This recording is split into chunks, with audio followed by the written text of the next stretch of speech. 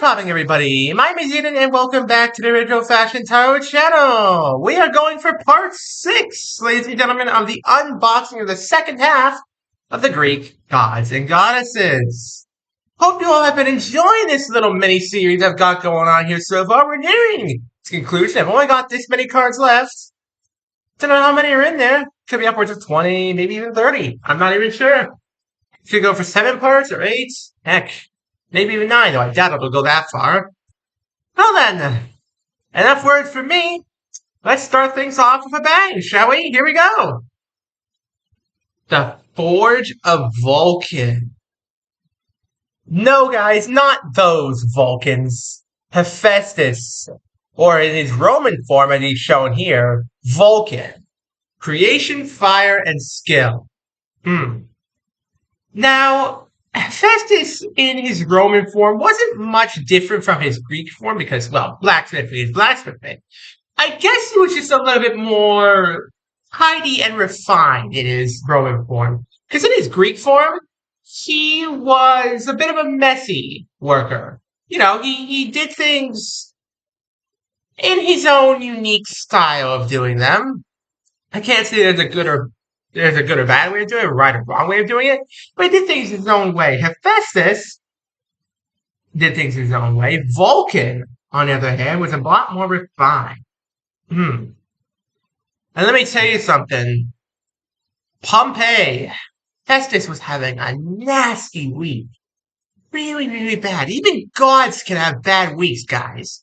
Just remember that. If you think you're having a bad week, remember Pompeii. And just remember that Hephaestus caused that. Next card. The Titans Revolt. Wow. Okay. So, this card is actually somewhat inaptly named. Because actually, the war between the gods and Titans was started by the gods. Because, well, Kronos, the Lord of the Titans, the Lord of Time. No, guys, he's not a Time Lord. He can just slow down time majorly. He's not able to reverse time. He can just slow it down majorly. Time is not under his complete command. But no, yeah, the gods were the ones who rebelled against the Titans, and they did so because Kronos had been swallowing his children, the gods. And all of them but Zeus, who was snuck away in exchange for a rock, which, you know, ended up in Kronos' stomach because, well, he can't digest anything, really. He's a Titan. And, yeah, the gods, all except Zeus, the first 6 anyway, grew up inside Lord Kronos' stomach. And Zeus, after having poisoned Lord Kronos' wine, though technically wine wasn't a thing back then, but it's said to be wine, so we'll go with that. His drink of choice. Let's go with Kronos' drink of choice. After Zeus poisoned it, posing as one of his handmaids, he, there's no easy way to phrase this, birthed out the rest of the gods. Yes, I know how gross that sounds. He birthed out the rest of the gods, and the gods went to war with the Titans. And after a brutal war that devastated the land, the gods did end up winning. They punished many of the Titans, and even the Titans' children. Ever heard of Calypso? Atlas's daughter. She was imprisoned to 4,000, or maybe it wasn't 4,000. I think it was like 5,000 years on the island of Ogygia. Alone. And occasionally, the gods would be merciful and send her a hero that she would inevitably fall in love with, and then the hero would inevitably return to their life back in the mortal world. Because Ogygia was different in terms of time. You could never tell time right on Ogygia. So for the mortal, it could have been as soon as, you know, a day, or it could have been as long as 3 years. Or anywhere beyond that, you know? It could have been anywhere close to that. So, yeah. Let's see what's next here.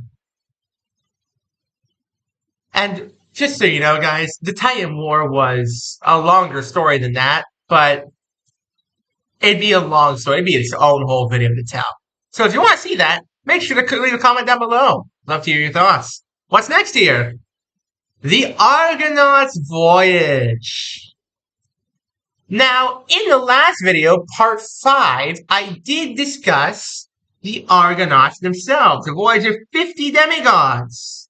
This card right here shows them on their grand quest on the ship of the Argo. And, this is them in their prime. This is them when they're just starting off. This shows the demigods at their best. But I have to tell you guys, the Argonauts' voyage was not a happy one. They ran into some pretty tough stuff. And I'm not going to name many of them here, but let's just say, if you name a monster, they probably encountered it. Excuse me. What's next here? Speaking of monsters they encountered, the Siren Song. This was the first monster they actually ended up encountering on the Argo. The Sirens. Now, I'm not sure if you guys are familiar with the Sirens. If you are not, stay tuned here. But if you are, skip ahead a little bit and skip ahead like 2 minutes. These will take a short explanation. So, the Sirens are not what you think. Many people these days predict the Sirens to be like, sort of like mermaids, but a lot more deadly with fangs and everything like that. Unfortunately, the ancient Greeks' sirens were a lot less pretty. You see, their song sounded much the same as it does in any other modern legend here. Beautiful, hauntingly enchanting. You cannot help be drawn towards it. But the sirens themselves were hideous monsters. Hideous, hideous monsters. And unfortunately, the Argonauts ran into the Sirens. And if I recall correctly, it claimed at least a quarter of their crew. 12 or 13 demigods vanished off the ship. It was almost too late by the time they realized what was happening. They did manage to escape, but it was a tragic tale indeed. So if you ever hear, oh yes, and something else I forgot to mention about the Sirens, if for some reason you decided to take the risk of listening to their song for long enough without, falling victim to their monstrous appearances and their monstrous tendencies, if you manage to somehow listen to their song for long enough, it is said that you will gain a wisdom beyond that of your age. A wisdom that some say is even godly. Perhaps the Sirens were a creation of Athena. Wouldn't surprise me. She can be quite the vengeful goddess. Let's see what's next here. Hermes' Message. Okay. Yeah, this is actually our third Hermes card in total. 1 in that deck, 2 in this deck. Hermes' Message. This shows Hermes in his prime. Now, a little fun fact about Hermes. You know the caduceus? That's sometimes, seen in medicine on, super important medical doors and stuff like that, on hospitals and everything like that? That's not actually, how do I put this? Asclepius has the real caduceus. His only has the one snake on it. Hermes has 2. The medical ones have 2. Technically, every single medical door in modern society, this is what I'm talking about right here, right now, folks. Every single modern door with the caduceus on it in medical terms is built wrong. It only has 1 snake, not 2. Just remember that. A little fun fact for you all about the caduceus. Let's see what's next. The grace of Aphrodite, charm, love, and harmony. Mm, okay. Now here's another little fun story about Aphrodite. When she was first introduced to the gods, she was a bit of an overwhelming presence. The gods couldn't keep their eyes off her. She is the goddess of love, after all. She is technically a primordial goddess. And she is the only friendly one of them all. So you gotta imagine the gods all kind of wanted her, all the male ones anyway.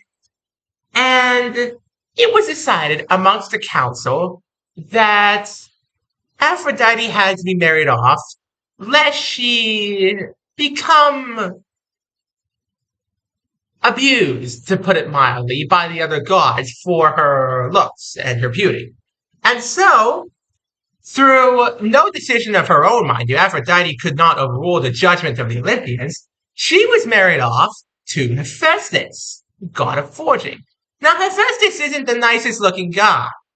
He was thrown off of Olympus twice by that time. And I do mean literally thrown off. He couldn't fly. His body was that disfigured. So she was forced to marry him. And in a not so shocking twist, Aphrodite created one of the most infamous Greek love triangles of all time by getting with Ares, the god of war. You know how they say all is fair in love and war? Aphrodite and Ares. They are the originators of that. Remember that. All is fair in love and war. Hephaestus, of course, when he found this out, was infuriated. And so he devised a plan to trap them. You see, even gods are not immune to perfectly wound celestial bronze nets. And so he caught them right in the middle of you-know-what, and put them on display for all the Olympians to see. And after they finished laughing, they actually tried to free the two of them, but couldn't. Hephaestus was so vengeful that he'd actually locked them under lock and key that only he could open. And in the end, the gods actually had to beg Hephaestus to let Aphrodite and Ares out. And he did. That's just a lesson that goes to show you, folks. Don't cheat on your husband, no matter how he looks. Or your wife, for that matter. What's next? The Wrath of Hera. Now, this is an interesting card. See, we just discussed Hera in the last part. If you didn't see part 5, do go check that out. And go check out the other parts as well if you want to hear some more interesting stories. But the Wrath of Hera. Now, Hera is a mild-tempered goddess once you, at first. Like, she approaches you as a mild-tempered goddess. She's benevolent, for, putting it mildly. She's a benevolent goddess. But if you just so happen to be a child of Zeus that wasn't hers, she can be, extremely vengeful. You know the 12 labors of Hercules? She was the one who set all that in motion. Because Hercules, believe it or not, was actually a child of Zeus. His Greek name, Heracles, literally means glory of Hera, to appease the goddess, made by Zeus. Do not piss off the goddess of marriage, folks. Hades, and by that I mean the Greek underworld, not the god himself, hath no fury like Hera's scorn. Next card, the Sibyl's Prophecy. Foretelling, guidance, and fate. If you ever do visit the Oracle of Delphi, if you ever travel back in time and visit the Oracle of Delphi, you better listen up. If you haven't read history, you better listen up to her prophecies. You better bring a notebook as well, because you're not going to be able to remember all that prophecy stuff. Foretelling, guidance, and fate. You better listen up, folks. If that oracle is really real, and she starts talking, you better open your ears wide. I think we'll end this off with one final card here. The Sticks of Commitment, Finality, and Truth.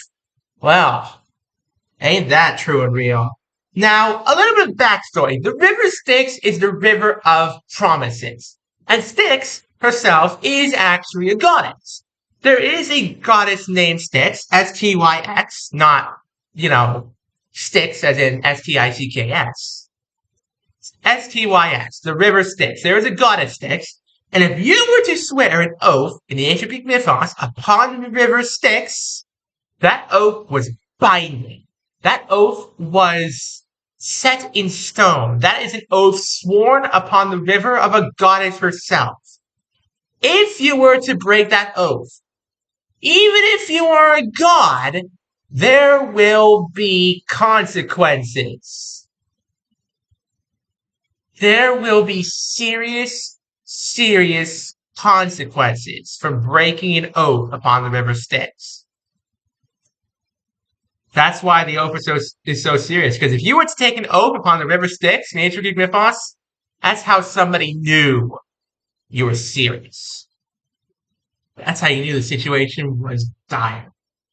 And on that cheerful note, thank you all so very much for watching and for enjoying 6 total parts so far of the ancient Greek gods and goddesses unboxing. I've been enjoying the heck out of doing this for you guys. Part 7 will probably be the finale, if not part 8. We've only got this many cards left. Don't forget to leave a like, subscribe, turn on notifications so you don't miss a single video of mine. We're trying to get to 1,000 subscribers, folks. We're almost there. We're at 740 something right now. Let's get to 1,000. Thanks for watching and have an amazing rest of your day, folks. Peace out. Have a good one.